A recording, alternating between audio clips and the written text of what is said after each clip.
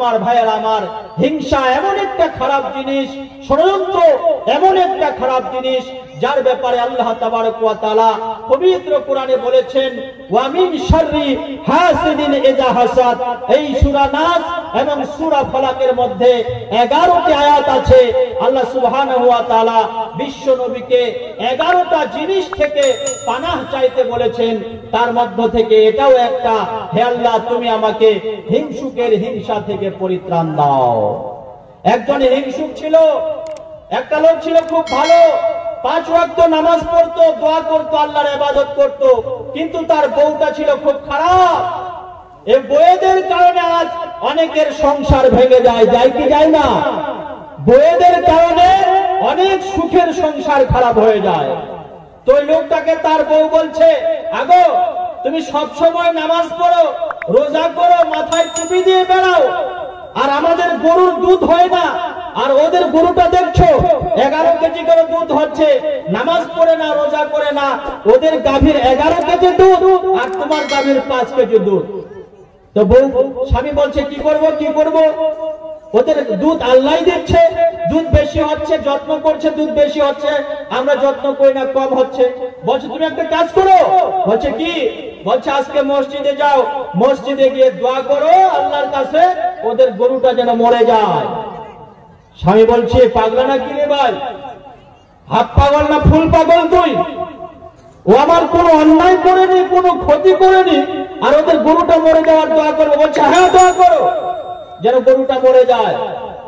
অনেক দিন ধরে স্ত্রী শুধু ফুসকাচ্ছে স্বামীকে, গরুটা মারো, ওর গরুটা মারো, আমার সহ্য হয় না, 11 কেজি দুধ, আমার 5 কেজি দুধ আমি সহ্য করতে পারবো না। তো অনেক কষ্ট করার পরে আল্লাহর কাছে দোয়া করেছে, হে আল্লাহ আমার বউয়ের যন্ত্রণা সহ্য করতে না পেরে, রব্বানা আতিনা ফিদ দুনিয়া, আমার বউয়ের যন্ত্রণা এ আমি আর সহ্য করতে পারলাম না, আল্লাহ এর গরুটা তুমি মেরে দাও। এ দোয়া করতে শুরু করেছে, পিছন থেকে তার ছোট্ট মেয়েটা এসে বলছে আব্বা বাড়ি চলো, মা ডাকছে, গরু মারা গেছে। ছোট এই লোকটা তখন বলছে আল্লাহ সবে দোয়া করতে শুরু করলাম আর আল্লাহ পাক সঙ্গে সঙ্গে কবুল করে নিল। এ ধরপড় করে বাড়ি গিয়ে দেখছে ওর ভাইয়ের গরু না মরে নিজের গরু মারা গেছে। দেখুন, যার জন্য খাদ খুঁজবেন সেই গর্তে আপনি পড়বেন, ও পড়বে না। হিংসা মারাত্মক জিনিস, হিংসা করবেন না। আল্লাহ পাক জানাচ্ছেন ওয়া মিন শাররি হাসিদিন ইযা হাসাদ, হে আল্লাহ তুমি আমাকে হিংসুকের হিংসা থেকে পরিত্রাণ দাও। তো লোকটা যখন মসজিদ থেকে বের হয়ে বাড়ি গেল, বাড়ি যাওয়ার পরে তুমুল ঝগড়া। ওই হামাস আর ইসরায়েল কি যুদ্ধ, স্বামী স্ত্রী তার থেকে 14 গুণ যুদ্ধ বেঁধে গেছে। বলছে কাপুরুষ কোথাকার, বেহুদা কোথাকার, তুই আমাদের গরুটার জন্য দোয়া করেছিস, তোকে বললাম বারবার ওদের গরুটা যেন মরে যায় দোয়া করতে বললাম, কি দোয়া করলো, ভুলভাল দোয়া করেছো, নিজের গরু মারা গেছে। এ তখন বলছে স্ত্রী রে, ঠিক আমি ঠিক দোয়া করেছি, আমি ঠিক দোয়া করেছি, আল্লাহ দোয়া ঠিক কবুল করেছে, আর গরুকে মারার জন্য আল্লাহ পাক ওই আজরাইলকেও পাঠিয়ে দিয়েছে, আর আজরাইল ভুল করে ওদের গরু ঘরে না ঢুকে আমাদের গরু ঘরে ঢুকে গেছে, আমাদের গরুটা মরে গেছে। তো বলছে এ বেকার, বলছে হ্যাঁ, বলছে বউ আমার স্ত্রী আমার পারনাম, কারো জন্য হিংসা করিস না, কারো জন্য খাদ করিস না, যদি কারো জন্য গর্ত খুঁড়ো ওই গর্তের মধ্যে তুমি পড়বে, ও পড়বে না। একটা লোক ছিল খুব হিংসুক, 2 মিনিটে চুটকাটা বলে দিচ্ছি, খুব হিংসুক ছিল। হাল চাষ করতে করতে, লাঙল চাষ করতে করতে একটা ধপধপে সাদা পাথর পেয়েছে। পাথরটা ধুয়ে মুছে একদম পরিষ্কার করে বাড়ি নিয়ে গেছে। বাড়িতে নিয়ে যাওয়ার পর রাত্রিবেলায় যখন পাথরটা বের করেছে, পাথরের ভিতর থেকে একটা দৈত্য বের হয়েছে। দৈত্য বের হয়ে বলছে কি চাও? বলছে কেন, তুমি আমি যেটা চাইবো তুমি কি সেটা দেবে? বলছে হ্যাঁ সেটা দেব, তবে একটা শর্ত। কি শর্ত? বলছে তোমাকে যতটা দেব তোমার প্রতিবেশীকে তার ডবল দেব।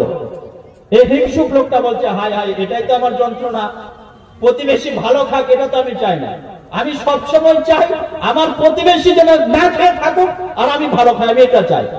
বলছে তুমি কি আমি যেটা যাবো সেটা দেবো? বলছে সেটাই দেবো। বলছে এই যে দেখছো আমাদের ঘরটা ভাঙা ঘর, ছাদ নাই, চাল নাই, তুমি যদি আমার এই ঘরটাকে দোতলা করে দাও তাহলে খুব ভালো হয়। দৈত্য বলছে ঠিক আছে, তোমার ঘরটা হবে একতলা, আশেপাশে যারা আছে এরা হবে দুতলা। বলছে এটাই তো আমার যন্ত্রণা। তো বলছে না, আমি ঘর চাই না। সে কি করেছে, যত্ন করে পাথরটাকে একদম আলমারিতে ভরে রেখে বাজারে গেছে, আর তার বউ কি করেছে, আলমারিটা যখনই খুলেছে, খোলার পরে দেখছে বাহ কত সুন্দর চমৎকার একটা ধকধকে সাদা পাথরটা বের করেছে তার বউ। বের করার পরে বলছে তুমি কি চাও? মহিলাটা বলছে কেন, আমি যেটা দেবো তুমি সেটা দেবে? বলছে হ্যাঁ, যেটা চাইবে আমি সেটা দেবো। বলে ঠিক আছে, এই যে দেখতে পাচ্ছ আমাদের ঘরটা ভাঙা, তুমি আমাদের ঘরটাকে একতলা করে দাও। তো দৈত্য বলছে আমার কিন্তু একটা শর্ত আছে। কি শর্ত? তোমার ঘরটা যদি একতলা হয়, ওদের ঘরটা হবে দোতলা। বউটা ছিল ভালো, ঠিক আছে, বলছে যা হয় আলহামদুলিল্লাহ আলা কুল্লি হাল। আমার ঘরটা ভাঙা, ওরা কি করছে করুক, ওদের কতলা হচ্ছে আমার কি দেখা, আমার ঘরটা তো একতলা হবে, আমি এটা চাই, আলহামদুলিল্লাহ তুমি করে দাও। এই যখন বলেছে করে দাও, একতলা ভাঙা ঘর সঙ্গে সঙ্গে একতলা হয়েছে। কিন্তু আশেপাশে যাদের ঘর ছিল একতলা, এরা হয়ে গেছে দোতলা। যাদের ছিল দোতলা, তারা হয়েছে চারতলা। যারা ছিল চারতলা, এরা হয়েছে আটতলা। মানে পুরো গ্রামটা পাল্টে গেছে। স্বামী যখন বাজার থেকে বাজার করে বাড়ি আসছে, দেখছে, বলছে বাপ রে বাপ, নিমতলা না এটা টাউন, নিমতলা গ্রাম তো পুরো পাল্টে গেছে। ভাঙা ঘর নাই, টালির ঘর নাই, মাটির ঘর নাই, শুধু দোতলা আর চারতলা পাঁচতলা। কি ব্যাপার? সে নিজের ঘর আর চিনতে পারে না, নিজের ঘরের পাশ দিয়ে চলে যাচ্ছিল। বউ বলছে পাগলা এখানে আয়, এখানে আয়, সারা জীবন খেটে পাকা করতে পারলি না, আজ দেখ আমি একটা কেরামতিতে ঘর পাকা করেছি। বলছে বউরে তুই তো আর জানিস না আমার যে কি যন্ত্রণা, তুই আমার মনের আগুনটাকে আজ উস্কে দিয়েছিস। বলছে কেন? বলছে আমি যে চাই আমি ভালো খাই, আমার প্রতিবেশী এরা যেন না খেয়ে থাকুক, এরা যেন ভুখাই থাকুক, এরা যেন ঝুপড়ির ঘরে থাকুক, এটাই আমি চাচ্ছিলাম। কিন্তু আজ আমাদের ঘরটা ছোটই থেকে গেল, একতলাই থেকে গেল, এরা আজকে পাঁচতলা, ছতলা, দশতলার মালিক হয়ে গেল। বউ বলছে পাগল, হিংসা করিস না, আল্লাহ যেটা দিয়েছে তার প্রতি শুকরিয়া কর। যদি শুকরিয়া করিস, আল্লাহ নিয়ামত 14 গুণ বাড়িয়ে দেবে। বলুন সুবহানাল্লাহ, সুবহানাল্লাহ। এই লোকটা কি করেছে, রাত্রিবেলায় তার বউটাকে বিছানায় শুয়ে দিয়েছে, যা তুই শুয়ে পড়। বিছানায় শুয়ে দিয়ে একদম দরজা জানালা বন্ধ করে আবার দৈত্য ওই পাথরটা বের করেছে। পাথর বের করার পর দৈত্য বের হয়েছে। বলছে হ্যাঁ এবার কি চাও বলো? ঘর তো একতলা হয়ে গেছে, কি চাও? বলছে এবার কিছুই চাই না, তুই একটা কাজ কর, তুই আমার একটা চোখ কানা করে দে। দৈত্যর শর্ত কি ছিল? যে তুমি যেটা পাবে সবাই ডবল পাবে। তো তুই একটা কাজ কর, আমি বাড়ি গাড়ি টাকা করে কিছুই চাই না, তুই আমার একটা চোখ কানা কর, আর এই শালাগুলো দুটো চোখ কানা হবে।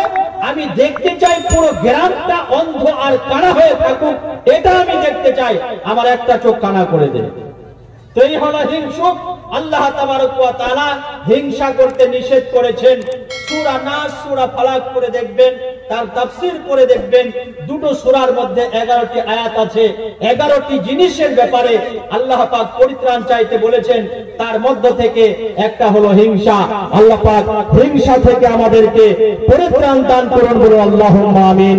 ভাইরা আমার, বন্ধুরা আমার, ইউসুফ নবীর ভাইরা হিংসা করলো। ইউসুফ নবীর ভাইরা হিংসা আরম্ভ করে দিল। হে ইউসুফ, আমরা তোমাকে হত্যা করব, আমরা তোমাকে মেরে ফেলবো, অথবা আমরা তোমাকে দেশান্তরিত করব। একজন ভাই বলে উঠলো ওয়াকালা কাইলুন, একজন বলে উঠলো লা তাকতুলু ইউসুফা, ইউসুফকে তোমরা হত্যা করো না। কি করে? ওয়ালকুহু ফি গায়াবাতিল জুব্বি, তোমরা ইউসুফকে অন্ধকূপের মধ্যে ফেলে দাও। সেটাই করা হলো। ইউসুফ নবী আলাইহিস সালাতু ওয়াস সালাম তাকে বাবার কাছ থেকে প্রলোভন দিয়ে, বাবার কাছ থেকে মিথ্যা কথা বলি ইউসুফ নবীকে নিয়ে গেল।